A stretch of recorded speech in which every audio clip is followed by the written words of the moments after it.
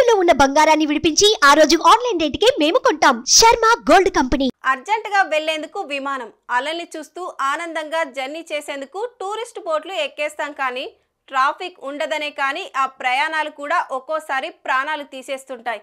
ఎంచక్క ఎర్ర సముద్రంలో షికార్లు కొట్టేందుకు బయలుదేరిన ప్రయాణికులు మృత్యువుకు అడుగు దూరానికి వెళ్లిపోయారు.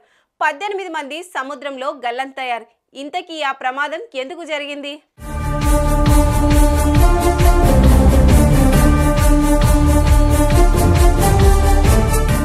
ఈజిప్టు తీరంలోని ఎర్ర సముద్రంలో అలల అందాన్ని వీక్షిస్తూ ప్రకృతి ఒడిలో సేద తీరుతూ ఓ రోజంతా హ్యాపీగా గడిపేందుకు వీలుగా ఈజిప్టు పర్యాటక శాఖ టూరిస్టు బోర్డులను ఏర్పాటు చేసింది.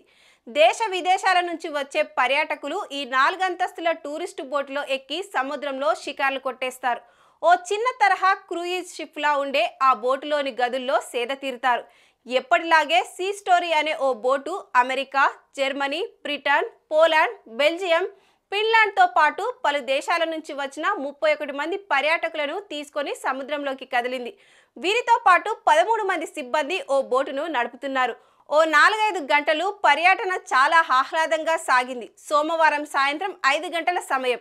పర్యాటకులు తమ తమ రూముల్లో సిబ్బంది అందించిన టీ తాగుతూ సందవేళ అందాలన్నీ వీక్షిస్తున్న సమయంలో సముద్రం ఒక్కసారిగా ఉప్పొంగింది. ఓ పెద్ద అల ఆ బోటును ఒక్కసారిగా ఢీకొట్టింది.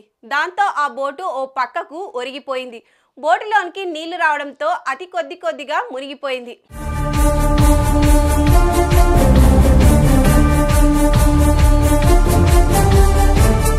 ప్రమాదం గురించి బోటులో ఉండే సిబ్బంది వెంటనే తీరంలో ఉండే సెక్యూరిటీకి తెలియజేశారు.